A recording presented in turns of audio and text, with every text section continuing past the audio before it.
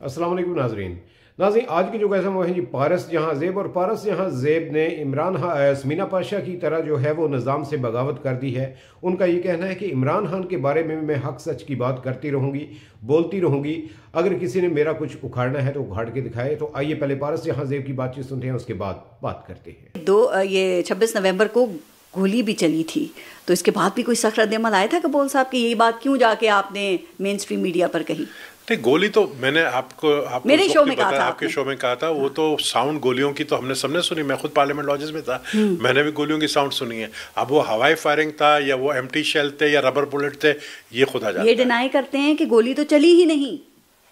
देखिए, ये tear gas की भी जो गोली शेल होती है ना अच्छा, टीयर गैस की भी तो शेल होती है ना। हाँ, बिल्कुल। आवाज तो बहुत सारी चीजों की होती है, आवाज तो बहुत सारी चीजों की ठीक है, लेकिन गोली गोली होती है। हाँ। गोली की आवाज गोली की आवाज गोली होती तो है। फिर गोलियां भी देते हैं ना लोग, झूठ भी बोलते हैं ना, उसको भी गोलियां कहते हैं तो ये गोली मत देना है, और उसकी आवाज नहीं होती, उसकी आवाज दी जाती है। हाँ, उसकी आवाज नहीं होती। लेकिन पता है, ये जो खैबर पख्तूनख्वा के वजीर आला हैं अली अमीन गंडापुर, इन्होंने कहा, आर्मी चीफ से ये सवाल किया कि गोली क्यों चलाई, तो आर्मी चीफ ने उनको जवाब दिया कि उस दिन आर्टिकल 245 का नफाज था और फौज और रेंजर्स जो है वो मेरे अहकामात नहीं बल्कि हुकूमत से अहकामात ले रही थी।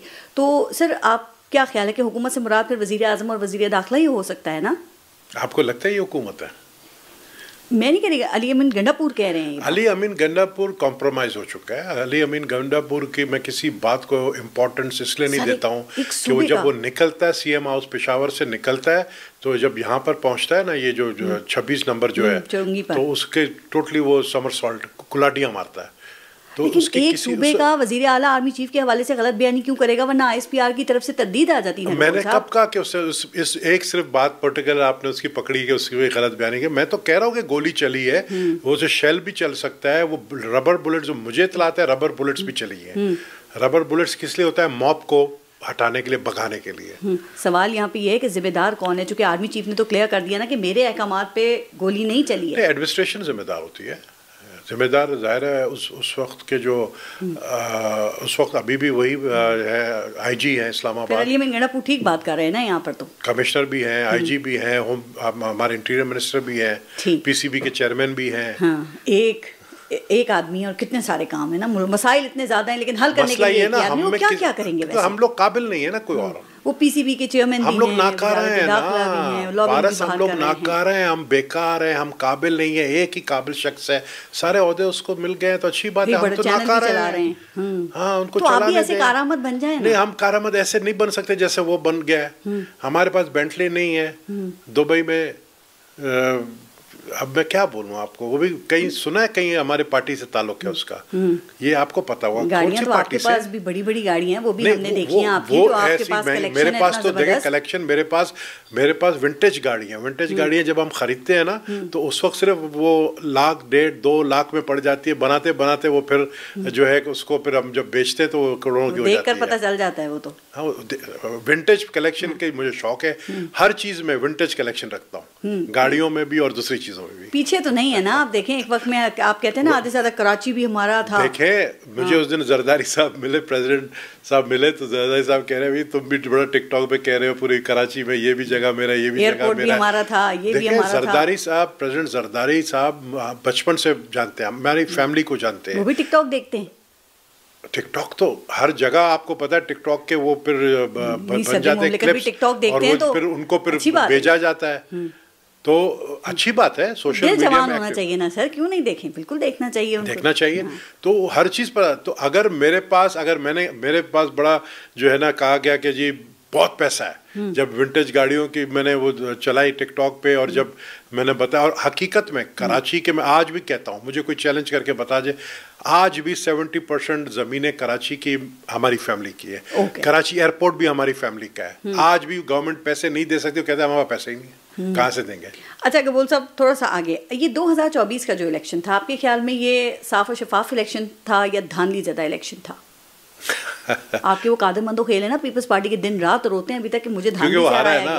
देखे, मेरे लिए, हमारे लिए, अगर मुझसे आपने पूछा है तो इस पे मैं नहीं कहूँ कोई धांधली हुई है, लेकिन जो हारा है कादर मंदो खेल टाइप जो कह रहे हैं, उसके लिए धांधली हुई है। शैला रजा क्या कह रही हैं? और भी पीपल्स पार्टी के लोग बड़ा कुछ कह रहे हैं। शैला रजा कहती हैं, जो हारे हैं, शैला रजा तो इलेक्शन में नहीं लड़ी, लेकिन बात पता है उन्होंने क्या की? उन्होंने कहा मैं ग्राउंड रियलिटी बता रही हूँ। वो कहती हैं कि पंजाब से अताउल्ला तारड़ को धांधली से जितवाया गया है और हमारे जो चेयरमैन है बिलावल भुट्टो वो भी पंजाब से नहीं जीत सके, जो लाहौर की सीट थी, और वहाँ से असल में पाकिस्तान तहरीक इंसाफ का कैंडिडेट जीता था। ये शैला रजा कह रही हैं, जो कि पुरानी मेंबर हैं पीपल्स पार्टी की। मैं आपको एक बात बताऊँ, पारस के पंजाब के अंदर अभी मैं MNS से जो PTI के सिंबल पे, मतलब PTI का तो सिंबल नहीं था, जो इमरान खान के पिक्चर के उस पर जीते हैं, उनमें से कुछ MNS ने खुद कहा था कि हमने RO के साथ डील करके इतने पैसे देकर हमने ये सीट लिया है। कुछ ऐसे एरियाज थे जहाँ पर छोड़ दिया गया था उस एरियाज को कि फ्री फॉर ऑल, मतलब जो जिसका अपना कैपेबिलिटी है वो जीत के बता दे। राना सनाउल्लाह की सीट पे जो जीता है शख्स। सर ये शैला रजा क्या कह रही हैं? आपकी तरफ वो भी सिंध असेंबली की डिप्टी स्पीकर रही हैं, वो बीबी के साथ काम कर चुकी हैं। क्या फिर मतलब ये है कि बिलावल भुट्टो पंजाब में मकबूल नहीं हैं? उन्होंने कहा हमारे चेयरमैन भी नहीं जीत सके वहाँ से। देखिए, पीपल्स पार्टी तो मैंने पहले ही कहा कि इस वक्त वीक पिच पे पंजाब में है, वहाँ पे काम करने की ज़रूरत है। पंजाब के अंदर हमारे बहुत कम सीटें निकली इस दफ़ा, तो काम करने की ज़रूरत है। तो ये तो बात फैक्ट है। देखिए, ये भी फैक्ट है, मैं ये बिल्कुल नहीं कहूँगा PTI बिल्कुल जीती है। PTI के कुछ एरियाज ऐसे हैं जहाँ पर मुस्लिम लीग नून और PTI में जब आपस में कैंडिडेट्स कमज़ोर थे, तो फिर जिसने पैसे दिए RO को वही जीता है। पैसा चला वहाँ, पैसा चला है वहाँ पर। मुझे खुद उनके MNA ने कहा पैसा चला है। अच्छा, और ये शहबाज शरीफ, नवाज शरीफ, मरीम नवाज, ख्वाजा आसिफ और ये जितने लोग हैं, क्या ये भी धांधली से इलेक्शन जीते हैं? देखिए, मैं एक बात ज़रूर नवाज शरीफ के लिए कहूँगा कि नवाज शरीफ ने जो ये फैसला किया प्राइम मिनिस्टर ना बनने का, तो ये पता चला कि वो बंदा जो है थोड़ा बहुत रखता है, वो उर्दू में लफ्ज़ ऐसा है, गैरत, वो आप बोल सकती हैं, गैरतमंद सियासतदान। गैरतमंद सियासतदान है। क्या वजह थी, क्यों नहीं बने, किस चीज़ पे कॉम्प्रोमाइज़ कर गए? क्योंकि उनको लगता है वो हारे थे, उनको जितवाया गया। अच्छा, वो हारे थे, उनको जितवाया गया, इसलिए गैरत का मुजाहरा करते हुए वो प्राइम मिनिस्टर नहीं बने। हाँ, नहीं बने, और भाई बन गए। भाई तो ज़बरदस्त बंदा है। आप समझते हैं कि ये एक लेजिटिमेट हुकूमत है या फॉर्म 47 की हुकूमत है जो PTI कहती है? इसका DNA टेस्ट होना चाहिए, पता चल जाएगा लेजिटिमेट है या नहीं है। आपका क्या ख्याल है? तो DNA टेस्ट मेरा क्या ख्याल, मैं तो डॉक्टर नहीं हूँ, या तो मैं कोई लेबोरेटरी में नहीं बैठा हूँ, लेकिन DNA टेस्ट होगा, पता चल जाएगा। जो धांधली से जीते, जिनके बारे में कहा जा रहा है, तो कबूल साहब वो उन्होंने खुद तो धांधली नहीं की होगी ना, तो फिर उनको किसी ने जितवाया ही होगा।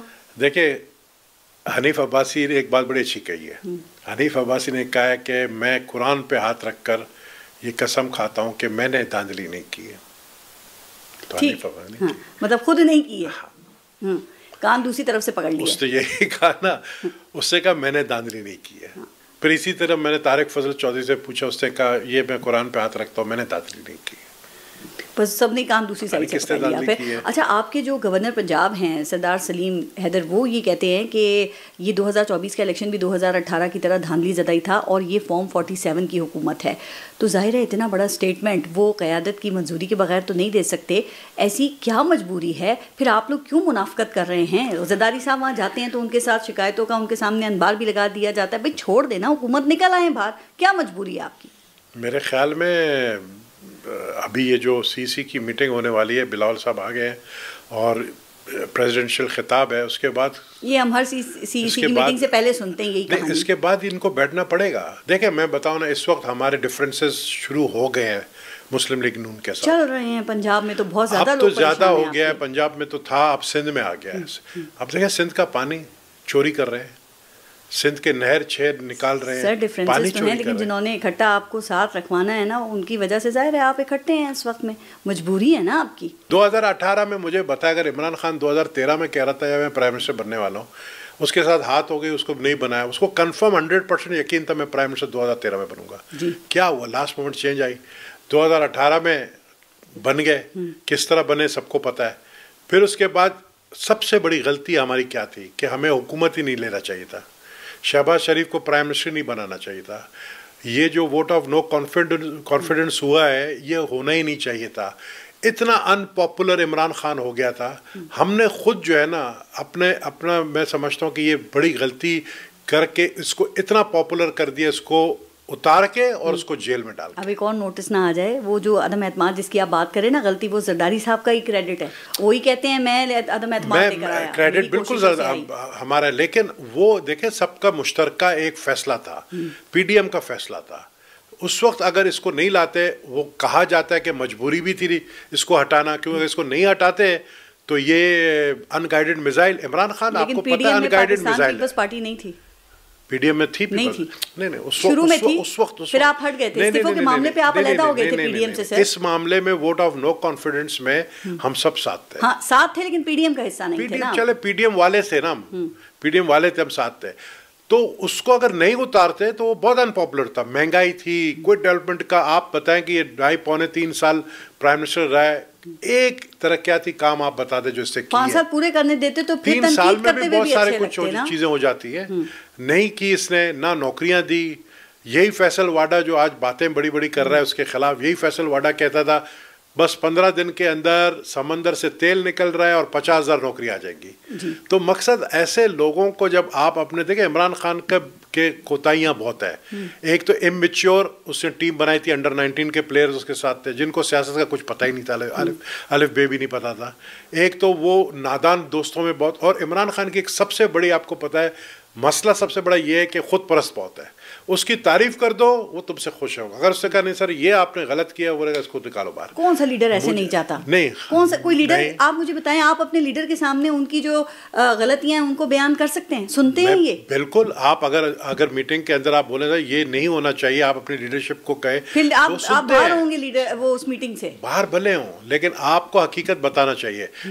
मैं सेंट्रल कमेटी का मेंबर 17 साल रहा हूँ, अभी नहीं हूँ आजकल। अभी मेरे पास सिर्फ एक ओहदा है एमएनएच का, पार्टी के अंदर कोई ओहदा नहीं है। मैं मोहतरमा के वक्त में 17 साल सीसी का मेंबर था। अभी आप सही बताते हैं ना, इसी वजह से आप बाहर हैं। हाँ, इसलिए बाहर हूँ। तो इसलिए लोग घबराते हैं ना। कोई बात नहीं, क्यों वो बाहर होने के लिए सियासत तो नहीं करते? वैसे भी रिटायरमेंट की एज नजदीक आ गई है, तो बस रिटायर होकर बैठ जाएंगे। सियासतदान कभी रिटायर नहीं होता कबूल साहब। ये तो आखिरी वक्त में इलेक्शन से पहले पता चलेगा ना कि रिटायर हुआ हो नहीं हुआ। शहबाज शरीफ के हवाले से मैंने सुना आप ये कह रहे थे कि जी शहबाज शरीफ जो हैं वो अब सियासत से रिटायर होने वाले हैं और मियां नवाज शरीफ बतौर वज़ीर आज़म मरीम नवाज को तैयार कर रहे हैं। ये खबर दे रहे थे आप या आपका तज्जिया था? नहीं, ये खबर भी है, मेरी तज्जिया भी है, उनकी ख्वाहिश भी यही है। और मरीम जो है बहुत ज़्यादा एक्टिव है। मरीम मैं समझता हूँ इस वक्त शहबाज शरीफ से ज़्यादा पॉपुलर है। शहबाज शरीफ मान जाएंगे? पंजाब नहीं, उनके अपने बेटे का सियासी करियर स्टेज पर है। बेटा उसका आपको पता है इनएक्टिव है। बेटा उसका वैसे ही कभी भी पॉपुलर नहीं रहा है। नाराज है नहीं, लेकिन वो उसके अंदर वो चीज़ नहीं है। हाँ, वो स्पार्क नहीं है। ठीक है ना। तो वो नवाज शरीफ यही चाहता है कि मरियम आगे आए, लेकिन शहबाज शरीफ को बहुत सारे और लोग भी चाहते हैं कि शहबाज शरीफ रहे। तो देखें, ये तो देखें, मैं मुस्लिम लीग की बात कर रहा हूँ, मैं उसी का सवाल कर रही हूँ कि शहबाज शरीफ के बारे में तो ये मशहूर है कि वो बहुत अच्छे यस बॉस, यस मैन हैं। तो आप ये समझते हैं कि उनसे ज़्यादा अच्छा, उनसे ज़्यादा बेहतर भी कोई ये काम कर सकता है? वक्त आप अगर जब इस पोस्ट पे लेकर आएंगे किसी को, वो भी यस बॉस कहेगा। मियाँ साहब तो नहीं करते थे यस बॉस? मियाँ साहब देखे ना, नवाज शरीफ साहब की एज भी हो गई है। मरियम को उन्होंने तैयार किया, तो जिसको वो तैयार कर रहे हैं, मरियम तैयार है, मरियम को तैयार कर भी दिया है उनको। इसलिए चीफ देखें, जो चीफ मिनिस्टर बनता है पंजाब का, वो अगला प्राइम मिनिस्टर का कैंडिडेट होता है। मियाँ साहब को मंजूरी हो गई है वहाँ से? मियाँ साहब बिल्कुल की ख्वाहिश भी शहबाज शरीफ को भी पता है। अच्छा, और वो भी तैयार हैं? वो नहीं, अभी वो वज़ीर आज़म बनाने के लिए अभी देखिए, अभी शहबाज शरीफ के बाद अभी मुस्लिम लीग नून को मौका नहीं मिलेगा। शहबाज शरीफ के बाद अगला वजीर आज़म बिलावल भुट्टो जरदारी होगा। मार्क माय वर्ड्स, ये लिख के आप रखते। तो ये बात हो गई है, ये भी वहाँ हो गई है बात। अब तो ये पूछती क्यों हो गई है? जो मैं बोलता हूँ समझो हो गई ये बात। मरियम नवाज अभी आपने कहा उनको तैयार कर रहे हैं मुस्लिम लीग नून, मतलब मुस्लिम लीग नून की तरफ से, नवाज शरीफ की तरफ से मरियम जो है उसको तैयार किया गया है टू रिप्लेस शहबाज शरीफ। जब कभी रिप्लेसमेंट आएगा, अभी नहीं, जब कभी रिप्लेसमेंट आएगा, लेकिन उनके सामने जो खड़े होंगे वो बिलावल होगा। बात देखें, आप किसी को तैयार करें या नून किसी को तैयार करें, लेकिन आपको पता है ना मंजूरी कहाँ से आएगी। तो मैं वही पूछ रही हूँ कि जो भी आप समझ रहे हैं आएगा, उसकी मंजूरी वहाँ से हो गई है? देखें, मंजूरी इमरान खान ने भी ली थी, मंजूरी शहबाज शरीफ ने भी ली है, ठीक, और मंजूरी जो है वो हम भी ले लेंगे। इन दोनों ने भी ले ली है। हम भी ले लेंगे। अच्छा, आपकी भी हो गई है और मरीम नवाज की भी हो गई है, क्योंकि वो मियां साहब ने ले लिया, आपने कहा ना। देखे मियां साहब जो है ना वो रिटायर हो चुके हैं पॉलिटिक्स से। मरियम नवाज के लिए नवाज शरीफ रिटायर हो चुके हैं, अब वो मरियम नवाज को अपनी जगह लेकर आ चुके हैं। हाँ। लाएंगे नहीं, तो उनकी मंजूरी ले ली है ना। उनकी मंजूरी ले ली है। और फिर यहाँ से आप कहते हैं कि आपने भी ले ली है बिलावल भुट्टो की। देखिए बिलावल मंजूरी देने वाले परेशान ना हो जाएं, क्या करें? नहीं, परेशान क्यों होंगे?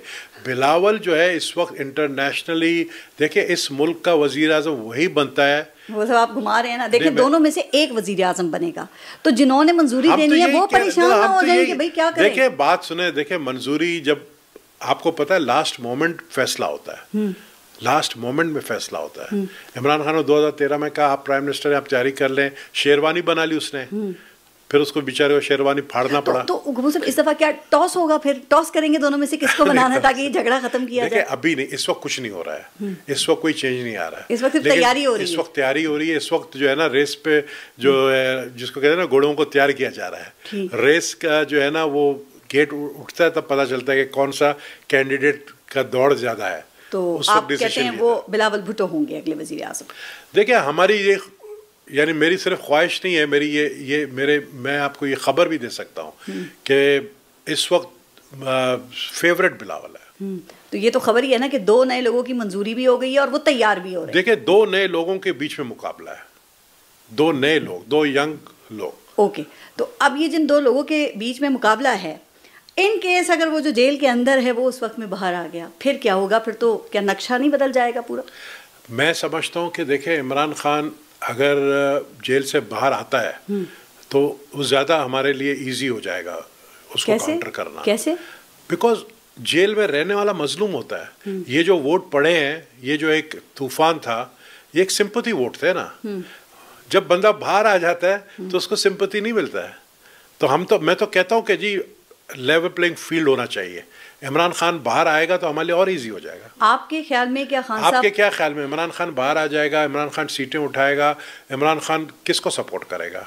अगर इमरान खान खुद इतनी सीटें नहीं उठा सका और पीपल्स पार्टी ने ज्यादा सीटें उठा ली, ठीक, तो किसकी सपोर्ट करेगा? तो अभी भी खैर वो आप लोग गए थे उनसे मिलने के लिए, लेकिन खान साहब ने तो अभी भी आपके साथ वो हुकूमत के अंदर नहीं आए। लेकिन आप ये भी याद रखें कि इमरान खान एक बॉल से 2 विकेटें गिराने का दावा करते हैं। ये क्रिकेट नहीं है ना।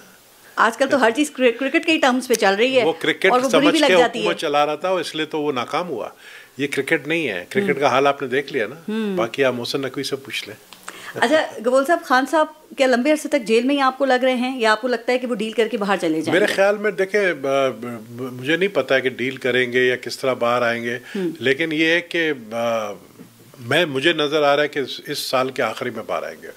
सब पता होता है आपको, लेकिन आपको इमरान खान का नहीं पता कि वो बाहर आएंगे या डील करके चले जाएंगे या डटे रहेंगे? देखिए मुझे नहीं पता डील करके बाहर जाएंगे, लेकिन मुझे अडियाला से बाहर आते हुए नजर आ रहे हैं इस साल के आखिरी में। आखिर में नवंबर दिसंबर तक? साल के आखिर में, पहले भी हो सकता है। आप वैसे उन्हें क्या मशवरा देंगे? बीइंग अ पॉलिटिशियन, एक सीनियर पॉलिटिशियन है आपके, खान साहब को डटे रहना चाहिए अपने मौक़िफ़ पे या डील करके बाहर आना चाहिए और फिर सियासत करनी चाहिए? खान साहब तो यही होता है। एक चीज़ में अगर अपनी आदत बदल दे, ये जो जिद है, ये जो अनापरस्ती है और ये जो माफ़ नहीं करने वाली पॉलिसी, ये चीज़ में अगर देखें उनको ये माफ़ी मांगना पड़ेगा कि 9 मई को जो भी उन्होंने। जी तो नाजरीन, आपने पारस जहां ज़ेब की बातचीत सुनी तो उनका ये कहना था कि समीना पाशा की तरह पारस जहां ज़ेब भी है जो हैं, उन्होंने निज़ाम के साथ पंगा ले लिया है। उनका ये कहना था कि इमरान खान के बारे में मैं हक सच बोलती रहूँगी, कहती रहूँगी, किसी ने अगर कुछ उखाड़ना है तो उखाड़ ले। तो उन्होंने खुलकर जो है वो इमरान खान की हमायत की है और कहा है कि इमरान खान जो है वो बिल्कुल बेकसूर है और उसको बिला वजह जेल में बंद किया हुआ है। उनकी रिहाई होनी चाहिए, जल्द अज जल्द उनको बाहर निकालना चाहिए, जेल से रिलीज़ कर देना चाहिए। तो ये थी जनाब पारस जहां ज़ेब। इजाज़त दीजिए, अल्लाह हाफिज़।